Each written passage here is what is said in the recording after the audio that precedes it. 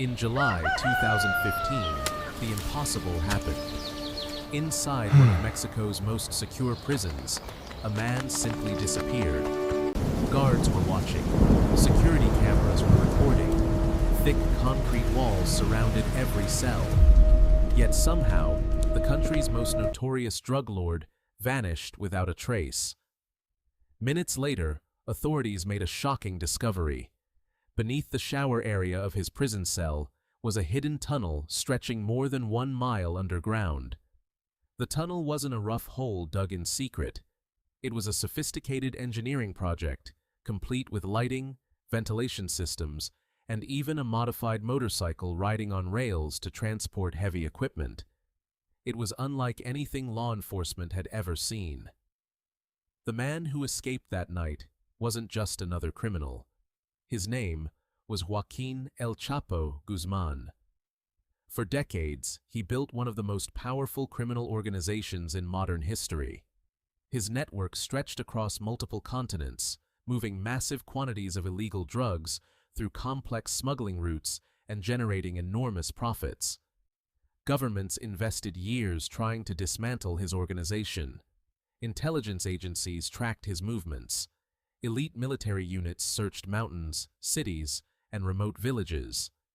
Yet time after time, he managed to stay one step ahead. To some, he became a symbol of fear. To others, a symbol of power. But before the wealth, before the violence, before the billion-dollar empire, he was simply a boy growing up in the mountains of Sinaloa. So, how did a poor farmer's son become one of the most famous drug traffickers in the world? And how did his rise reshape the global fight against organized crime? This is the story of El Chapo. Long before the world knew the name El Chapo, there was only a boy named Joaquín Guzmán. He was born on April 4, 1957, in the rural community of La Tuna, located in the mountains of Sinaloa, Mexico. The region was isolated, with limited infrastructure and few economic opportunities. Most families relied on farming and livestock to survive. According to multiple reports, Guzmán grew up in a large family and spent much of his childhood working outdoors. During that time, Sinaloa had already become an important region for illegal drug cultivation and trafficking. Its mountainous terrain made it difficult for authorities to monitor, allowing criminal networks to develop over many years. As Guzmán grew older, he became familiar with the people and routes connected to that underground economy. For many young men in the region, legitimate jobs were scarce. Some chose ordinary work, while others were drawn into organized crime because it appeared to offer money and influence that legal work could not. Guzmán eventually entered that world. At first, his role was small. He worked with experienced traffickers, learning how drugs were transported, how smuggling routes operated, and how criminal organizations avoided law enforcement. Those early years gave him practical experience that would later shape his career. Unlike many others, Guzmán was known for being patient and highly organized. Rather than seeking attention, he focused on building connections and understanding how the business worked. As his knowledge grew, so did his ambitions. He wasn't satisfied with working for someone else. He wanted to build something much larger. Within a few years, that ambition would bring him into contact with some of the most influential figures in Mexico's criminal underworld. And from that point forward, his life and the history of organized crime in Mexico would change forever. By the late 1970s and early 1980s, Mexico's drug trade was becoming more organized. Large trafficking groups were expanding their operations, moving illegal drugs through Mexico toward the United States using increasingly sophisticated routes. During this period, Joaquín Guzmán worked within established trafficking networks and gained experience in logistics, transportation, and coordination. According to multiple accounts, he eventually became associated with the organization led by Miguel Ángel Félix Gallardo, a major figure in Mexico's drug trade at the time. Inside these organizations, success depended on more than courage. It required discipline, planning, trusted relationships, and the ability to move products across long distances while avoiding law enforcement. Guzmán earned a reputation as someone who paid close attention to logistics. Rather than seeking publicity, he focused on building reliable transportation routes and maintaining connections with people who could keep operations running. These skills helped him gain influence within the organization. But the criminal landscape was about to change. In 1989, after Gallardo was arrested, the balance of power shifted dramatically. The organization fragmented, and different groups began taking control of separate territories.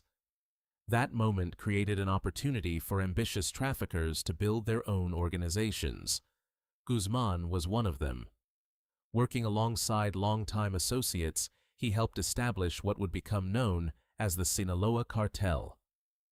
Over the following years, the organization expanded its reach through a combination of strategic alliances, smuggling expertise, and control over important trafficking corridors. Authorities increasingly viewed the cartel as one of the most influential criminal organizations operating in the region. For Guzmán, this was no longer about working for someone else.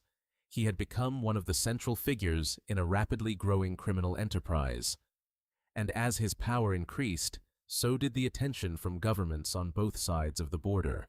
How El Chapo built the world's most powerful cartel. After the breakup of the Guadalajara cartel, the criminal landscape in Mexico changed rapidly. Different trafficking groups competed for territory, routes, and influence. Among them, the Sinaloa cartel emerged as one of the most organized and ambitious organizations. Joaquín Guzmán and his associates focused heavily on logistics. Rather than relying on a single route, the cartel developed multiple smuggling corridors through Mexico and into the United States. These routes used highways, border crossings, tunnels, aircraft, boats, and hidden compartments in vehicles. The goal was simple. If one route was disrupted, another could continue operating. This flexibility made the organization difficult for authorities to dismantle. The cartel also expanded its international connections. Over time, investigators linked Sinaloa trafficking networks to operations across North America, Latin America, and other parts of the world. According to law enforcement reports, the organization became involved in the trafficking of cocaine, heroin, methamphetamine, and marijuana. As profits increased, the cartel gained more resources to protect its operations, corrupt officials, and maintain influence in key regions. Guzmán became known for his ability to manage these networks while avoiding direct confrontation whenever possible.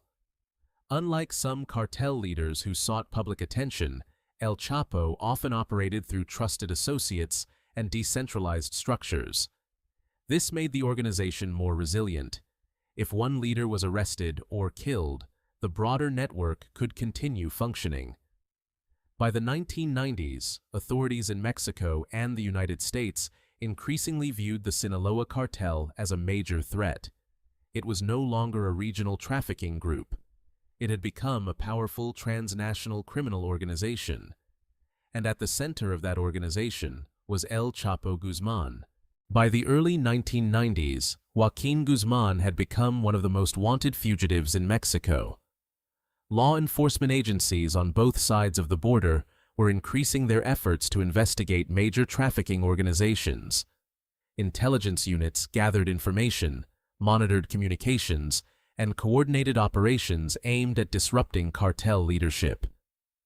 In June 1993, Guzmán was arrested in Guatemala and extradited to Mexico, where he faced multiple criminal charges. Authorities believed his arrest would significantly weaken the organization. But while Guzmán was in prison, the Sinaloa cartel did not disappear. Investigators later concluded that the organization continued operating through a network of associates and regional leaders. From inside prison, Guzmán was widely reported to retain influence over parts of the organization, although the extent of that influence has been debated. For the Mexican government, one question remained. Had they truly stopped El Chapo, or had they only delayed him? The answer would come in 2001, when one of the most famous prison escapes in modern history shocked the world. For decades, Joaquín El Chapo Guzmán built one of the most powerful criminal organizations in the world. He escaped from prison. He evaded massive manhunts, and for years, many believed he would never be captured for good. But in January 2016, Mexican authorities arrested Guzmán once again after an extensive operation. This time, events took a different course. In 2017, he was extradited to the United States to face federal criminal charges. The trial attracted worldwide attention. Prosecutors presented testimony from former associates, investigators, and other witnesses, along with evidence gathered over many years. In 2019, a U.S. federal jury found Guzmán guilty on multiple charges related to drug trafficking and organized crime. He was sentenced to life imprisonment plus additional years under federal law and transferred to a maximum security prison in the United States, where he remains in custody. But while the man was imprisoned, the larger story did not simply end. Organized crime in Mexico continued to evolve. Other groups expanded. New leaders emerged. Long-standing conflicts persisted. The arrest of one individual did not erase the deeper social, economic, and political challenges that had allowed these organizations to grow over decades. The story of El Chapo is therefore more than the story of one man. It is also a story about power, corruption, inequality, violence, and the difficult struggle faced by governments attempting to combat organized crime. His name became known around the world, but the consequences of the violence associated with organized crime have been felt most deeply by ordinary people and communities. History will remember Joaquín Guzmán as one of the most well-known crime figures of his era. Yet his legacy is not measured only by headlines or court cases. It is measured by the lasting impact that organized crime has had on countless lives. Thank you for watching. If you enjoy deeply researched documentaries about history, crime, and the world's most fascinating true stories, don't forget to subscribe. See you in the next documentary.